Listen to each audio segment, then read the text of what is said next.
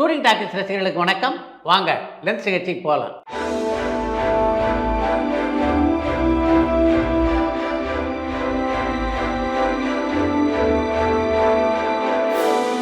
என்னம்மா முதல் கேள்வி? பாக்யராஜ் சாரனுடைய இயக்கத்துல வெளிவந்த எங்க சின்ன ராசான்ற திரைப்படம் பெண்ணின் பெருமைன்ற படத்தினுடைய ஆக்கமான பெங்களூர்ல இருந்து வசந்த் கேட்டிருக்காங்க.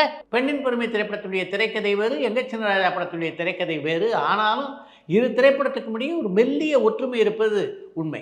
எறும்பு அண்ட் ஜோ ஆகிய திரைப்படங்கள்ல சிறப்பா நடிச்சதுக்காக இந்த ஆண்டாவது சார்லி சாருக்கு தேசிய விருது கிடைக்கிறதுக்கான வாய்ப்பு இருக்கான்னு சேலம்ல இருந்து ஜீவகன் மகேந்திரன் கேட்டிருக்காங்க. நம்முடைய நிகழ்ச்சியில் சார்லியுடைய நடிப்பாற்றலை பற்றி பல முறை நான் குறிப்பிட்டிருக்கேன். தேசிய விருதை பெற வேண்டிய ஒரு நடிகர் தான் அவர். அதில் யாரும் மாற்று கருத்து கொள்ள முடியாது. இந்த வருஷம் நல்ல நல்ல திரைப்படங்களில் சார்லி நடித்திருக்கிறார். அதில் நீங்கள் குறிப்பிட்டிருக்கின்ற எறும்பு, ஜோ ஆகிய 2 திரைப்படமும் மிக முக்கியமான திரைப்படங்கள். அதனால் இந்த ஆண்டு அவருக்கு தேசிய விருது நிச்சயமாக கிடைக்கும் அப்படின்னு தான் உங்களை போலவே நானும் எதிர்பார்க்குறேன். லொல்ல சபா நாயகர்களான மாறன், மண்டைவோடு மனோகரன், சேஷு ஆகியோர் அருமையான காமெடி நடிகர்கள். ஆனா இப்பெல்லாம் அவங்களை திரைப்படங்களை பார்க்க முடியறது இல்ல. நடிகர் சந்தானம் தவிர மற்றவங்க யாருமே இவங்களை யாரையுமே பயன்படுத்துறது இல்லையே, அதுக்கான காரணம் என்னன்னு பண்டோட்டியில இருந்து ராகுல் கேட்டிருக்காங்க. லொல்லு சபா நட்சத்திரங்களில் மாறன், சாமிநாதன் ஆகிய இருவருக்கும் தொடர்ந்து பல திரைப்படங்கள் நடிக்கக்கூடிய வாய்ப்புகள் கிடைச்சிட்டு தான் இருக்குது. நீங்கள் குறிப்பிட்டிருக்கிற மாதிரி சேஷு, மனோகர் ஆகிய இருவருக்கும் தான் அதிகமான வாய்ப்புகள் கிடைக்கிறதில்ல. ஆனாலும் சந்தானம் தவறாத தன்னுடைய படங்களில் அவருக்கு வாய்ப்புகளை வழங்கி கொண்டிருக்கிறார். நடிகர் விஜயனுடைய அரசியல் கட்சி பேரை இன்னைக்கு அனௌன்ஸ் பண்ணியிருக்காங்க. நடிகர் விஜய் அரசியல்ல ஜெயிப்பாரா அல்லது சறுக்கலை சந்திப்பாரான்னு திருச்சியில இருந்து ரவி கேட்டிருக்காங்க. தமிழக வெற்றி கழகம் அப்படின்னு இன்னைக்கு தான் விஜய் தன்னுடைய கட்சியின் பெயரை அறிவித்திருக்கிறார். அதுக்குள்ள அந்த கட்சியை பற்றி விமர்சிப்பது அவ்வளவு சரியா இருக்காது அப்படின்னு நான் நினைக்கிறேன். விஜயை பொறுத்த வரைக்கும் அரசியலும் அவருக்கு நன்றாக தெரியும். அப்படின்றதுனால நிதானமாகத்தான் ஒவ்வொரு அடியும் எடுத்து வைப்பார். பொறுத்திருந்து அவருடைய செயல்களை எல்லாம் பார்த்துவிட்டு அதற்கு பின்னாலே விமர்சனம் செய்கிறது தானே சரியா இருக்கும். இரு நிலவுகள்ன்ற திரைப்படத்துல வைஜி மகேந்திரன் சார் உலகநாயகன் கமல்ஹாசன் சாருக்கு குரல் கொடுத்திருப்பாரு. அதுக்கான காரணம் என்னன்னு சொல்ல முடியுமான்னு சென்னையில இருந்து கௌஷிக் கேட்டிருக்காங்க. முதல்ல ஒரு விஷயத்தை உங்களுக்கு தெளிவுபடுத்தணும்னு நினைக்கிறேன். இரு நிலவுகள் திரைப்படம் இருக்கு, அது நேரடி தமிழ் படம் இல்லை, தெலுங்குல உருவான திரைப்படம். அதை தமிழில் மொழிமாற்றம் செய்தார்கள். தமிழில் மொழிமாற்றம் செய்த போது கமல்ஹாசனுக்காக அந்த படத்தில் ஓஜி மகேந்திரன் குரல் கொடுத்திருந்தார். கேமராமேன் கார்த்திக் ராஜா சார் இன்டர்வியூல சொன்ன எஜமான் பட மாளிகை எங்க இருக்கு சார்னு வேளச்சேரியில இருந்து பிரபாகரன் கேட்டிருக்காங்க. ஒளிப்பதிவாளர் கார்த்திக் ராஜா சாய் விசித்ரா நிகழ்ச்சியில குறிப்பிட்டிருந்த எஜமான் படம் மாளிகை இருக்கு, அது பொள்ளாச்சியில் இருக்கு. அந்த மாளிகையுடைய பெயர் சமத்தூர் பேலஸ். நடிகர் அஜித்தோட படங்களுக்கு தமிழ்லயே பேர் வைக்கிறாங்களே, அதுக்கான முக்கியமான காரணம் டைரக்டரா அல்லது நடிகர் அஜித்தான மதுரையில இருந்து பாலமுருகன் கேட்டிருக்காங்க. அஜித் நடிக்கின்ற படங்களை பொறுத்த வரைக்கும் பெரும்பாலும் தமிழிலேயே அந்த படங்களுக்கு பெயர் வைக்கிறார்கள் என்றால் அதுக்கு காரணம் அந்த படத்துடைய இயக்குனர் தான். அஜித் இது போன்ற விஷயங்கள்லாம் பெரிதாக தலையிட மாட்டார். வேதம் கொள்ளுன்ற திரைப்படத்து மாதிரியே சிங்கப்பூர் சொல்லும் திரைப்படம் அமைஞ்சிருக்கே, இதுக்கான கிரெடிட்ஸ் அந்த ஷார்ட் பிலிமுடைய இயக்குனரான ஜெகனுக்கு கொடுக்கப்பட்டதான்னு சிவகாசியில இருந்து கர்ணன் கேட்டிருக்காங்க. சிங்கப்பூர் சொல்லும் திரைப்படம் வேதம் கொல் அப்படின்ற குறும்படத்தை போலவே இருக்கு அப்படின்றதே இப்பதான் மெல்ல மெல்ல வெளிவர தொடங்கி இருக்கிறது. அதனால எனக்கு தெரிந்த அந்த படத்துல அந்த படத்துடைய கதாசிரியருக்கோ அந்த படத்துடைய இயக்குனருக்கோ எந்த கிரெடிட்டும் கொடுத்துருக்க மாட்டாங்கன்னு தான் நான் நினைக்கிறேன். காலம் சென்ற எழுத்தாளரும் கதாசிரியருமான சுஜாதா சாரை பத்தி சொல்ல முடியுமான்னு மதுரையில இருந்து நைமோ கேட்டிருக்காங்க. சுஜாதாவை பொறுத்த வரைக்கும் எழுத்தாளர் அப்படின்னு சொல்றதை விட மிகப்பெரிய தகவல் களஞ்சியம் அப்படின்னு அவர் சொல்லலாம். எந்த சப்ஜெக்டை பற்றி கேட்டாலும் அந்த சப்ஜெக்டை பற்றி மிகவும் விரிவாக பேசக்கூடிய ஆற்றலை பெற்றிருந்த ஒரு அரிய மனிதர். ஆனால் இத்தனை விஷயங்கள் தெரிந்தவரை போல ஒரு கணத்தில் கூட அவர் நடந்து கொண்டதே இல்லை. அவரோட எனக்கு நல்ல பழக்கம் உண்டு. அவருக்கும் எனக்குமான நட்பு பல ஆண்டுகள் நீடித்தது. நான் அவரும் பல இடங்களுக்கு ஒன்றாக சென்றிருக்கிறோம். பல திரைக்கதை விவாதங்களில் கலந்துக்கிட்டு இருக்கோம். ஆனாலும் எந்த ஒரு சந்தர்ப்பத்திலையும் தான் ஒரு அதி புத்திசாலி என்பதை ஒரு கணத்தில் கூட வெளிக்காட்டி கொண்டதில்லை சுஜாதா. அதுதான் அவர்கிட்ட இருந்த மிகச்சிறந்த பண்பு. சரி, இப்ப சின்ன திரைப்படங்களுக்கும் இசை வெளியீட்டு விழா நடத்தி அதுல K Rajan sir, S A. Chandrasekhar sir மாதிரியானவங்களை பேச வச்சு படத்துக்கு விளம்பரம் பண்றாங்களே, இதனால ஏதாவது பயன் இருக்கான்னு திருவான்மியூர்ல இருந்து பிரபு கேட்டிருக்காங்க. பாடல் வெளியீட்டு விழாக்களிலே கலந்து கொண்டு பேச வேண்டும் அப்படின்னு எஸ்.ஏ. சந்திரசேகர், கே ராஜன் ஆகியோர் அழைக்கும் போது அவங்களும் விழாவுக்கு வராங்க.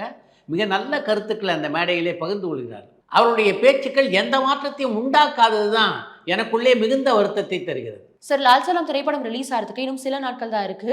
ஆனா படத்துக்கு ஆடியோ லான்ச் தவிர வேற எந்த விளம்பரங்களுமே பண்ண மாதிரி தெரியலையே, இது எதனாலன்னு ஸ்ரீலங்கால இருந்து மதிஷாந்த் கேட்டிருக்காங்க. லால் சலாம் திரைப்படத்தை பொறுத்த வரைக்கும் அந்த படத்திலே முக்கியமான கதாபாத்திரத்திலே சூப்பர் ஸ்டார் ரஜினிகாந்த் நடிக்கிறார் அப்படின்றனால அதுவே அந்த படத்துக்கு சரியான விளம்பரமாக அமையும் அப்படின்னு அந்த படத்துடைய தயாரிப்பாளர் நினச்சிருக்காங்க அப்படின்னு நினைக்கிறேன். இருந்தாலும் படத்துடைய வெளியீடு நெருங்கும் போது நிச்சயமாக அந்த படத்துக்குரிய விளம்பரத்தை அவங்க செய்வாங்கன்ற நம்பிக்கை எனக்கு இருக்குது. ஜியோ ஸ்டுடியோஸ் ஹிந்தியில நிறைய திரைப்படங்களை தயாரிச்சு வெளியிடுறாங்க. ஆனா அவங்க ஏன் தென்னிந்திய மொழிகளை இது வரைக்கும் இந்த திரைப்படத்தையும் தயாரிச்சு வெளியிடல?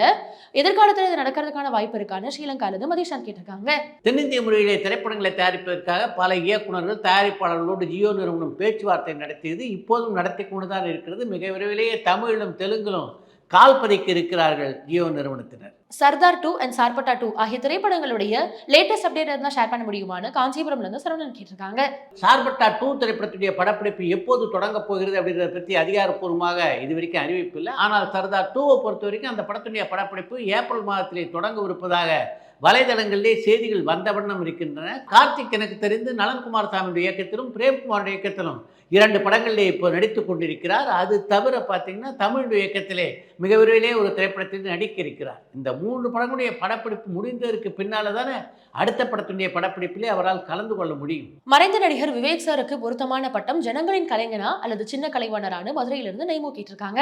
விவேக்கை பொறுத்த வரைக்கும் தான் நடிக்கின்ற நகைச்சுவை காட்சியிலே ஏதாவது ஒரு நல்ல விஷயம் சமூகத்துக்கு பயன்படுகிற மாதிரி சொல்லப்பட வேண்டும் அப்படின்னு ஆசைப்பட்டார். அது மாதிரி தான் அவர் பல திரைப்படங்களில் தன்னுடைய காட்சிகளையும் அமைத்தார். கலைவாணர் என்எஸ் கிருஷ்ணனுடைய பாணி தான் அது. அதனால விவேக்கை சின்ன கலைவாணர் என்ற அழைப்பே தான் பொருத்தம் அப்படின்னு நான் நினைக்கிறேன். பாலிவுட்ல ஃபிலிம்ஃபேர் அவார்ட் வின்னர்ஸோட லிஸ்ட் அனௌன்ஸ் பண்ணிட்டாங்க. அதே மாதிரி எப்போ சார் தமிழ் சினிமாவுடைய வின்னர்ஸ் லிஸ்ட் அனௌன்ஸ் பண்ணுவாங்கன்னு காஞ்சிபுரம்ல இருந்து சரவணன் கேட்டிருக்காங்க. ஃபிலிம்ஃபேர் விருதை பொறுத்த வரைக்கும் இந்தி பட உலகை சேர்ந்த வெற்றியாளர்களை தான் முதல்ல அவங்க அறிவிப்பாங்க. அதற்கு பின்னால தான் தென்னிந்திய திரை நட்சத்திரங்களை பற்றி அறிவிப்பு தொடரும். இளையராஜா சார் கிட்ட புல்லாங்குழல் வாசிக்கிற அருண்மொழி பல நல்ல பாடல்களை பாடியிருக்காரு.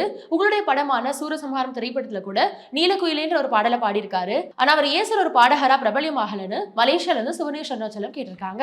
என்னுடைய இயக்கத்திலே உருவான சூரசம்ஹாரம் திரைப்படத்திலே நீலக்குயிலே என்ற பாடலை பாடியது மூலம் திரைப்பின்னணி பாடகராக அறிமுகமான அருண்மொழிக்கு அதை தொடர்ந்து பல திரைப்படங்களை பாடக்கூடிய வாய்ப்புகள் கிடைத்தன. இளையராஜாவும் ஒரு சில படங்களிலே அவருக்கு வாய்ப்பு வழங்கினார். ஆனாலும் இந்த சினிமாவிலே அவர் ஒரு திரைப்பட பின்னணி பாடகராக ஏன் முன்னணி இடத்தை அடையலை அப்படின்றது மிகப்பெரிய கேள்விக்குறியாகத்தான் இன்று வரை இருக்கிறது.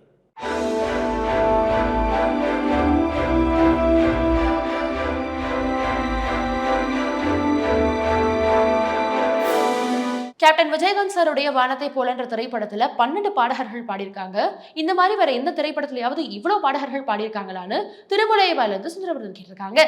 பொன்னுக்குடி வைத்தியநாதன் என்ற இசையிலே உருவான ராஜராஜ சோழன் திரைப்படத்திலே 9 பின்னணி பாடல்கள் பாடியிருக்காங்க. அதில் சிவாஜி முத்துராமும் கூட பாடியிருக்காங்க. அவங்க 2 பேரையும் கணக்கில் எடுத்துக்கொண்டால் 11 பின்னணி பாடல் பாடியதாக எடுத்துக்கொள்ளலாம். கர்ணன் திரைப்படத்திலே 8 பின்னணி பாடல் பாடியிருக்காங்க. ஆனாலும் 12 பின்னணி பாடல் ஒரு படத்திலே பங்கு பெற்றதுன்னா அது வானத்தை போல திரைப்படம் மட்டும்தான்.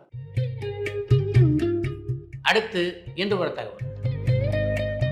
தமிழ் சினிமாவின் பிரம்மாண்டமான தயாரிப்பான சந்திரலேகா திரைப்படத்திலே என்எஸ் கிருஷ்ணன் சம்பந்தப்பட்ட காட்சிகள்லாம் பார்த்தீங்கன்னா இறுதியாகத்தான் படமாக்கப்பட்டன. அதுக்கு முக்கியமான காரணம் என்னென்னா, சந்திரலேகா படத்துடைய படப்பிடிப்பு நடைபெற்று கொண்டிருந்த போது லட்சுமிநாதன் கொலை வழக்கிலே கைதாகி கலைவாணர் என்எஸ் கிருஷ்ணன் சிறையில் இருந்தார்.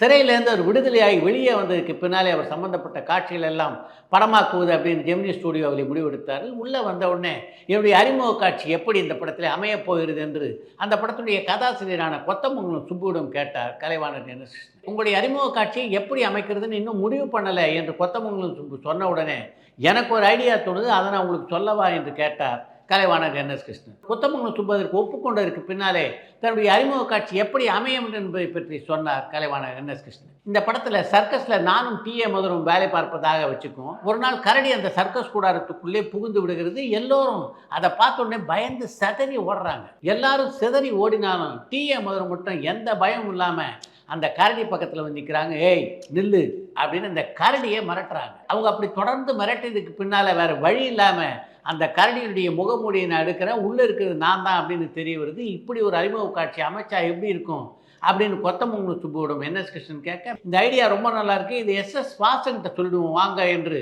கலைவாணர் என்எஸ் கிருஷ்ணனை அழைத்து கொண்டு கொத்தமங்கலம் சுப்பு எஸ்.எஸ். வாசனுடைய அறைக்கு சென்றார்.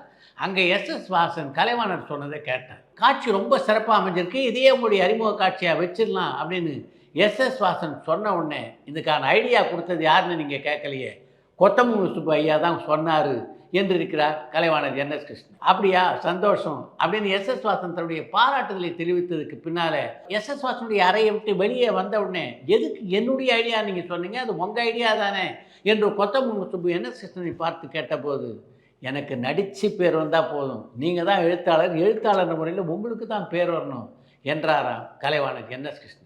எப்படிப்பட்ட ஒரு பெருந்தன்மையான மனதுக்கு சொந்தக்காரராக எல்லா விஷயத்திலையும் என்எஸ் கிருஷ்ணன் இருந்திருக்கிறார் என்பதற்கு இது இன்னொரு சான்று.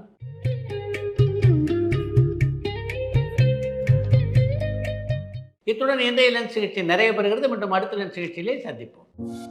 பரபரப்பான சினிமா செய்திகள், நட்சத்திரங்களின் பேட்டிகள், சினிமா வரலாறு ஆகியவற்றை பார்க்கவும் படிக்கவும் உங்களுக்கான இணையதளம் tourandtalkies.co.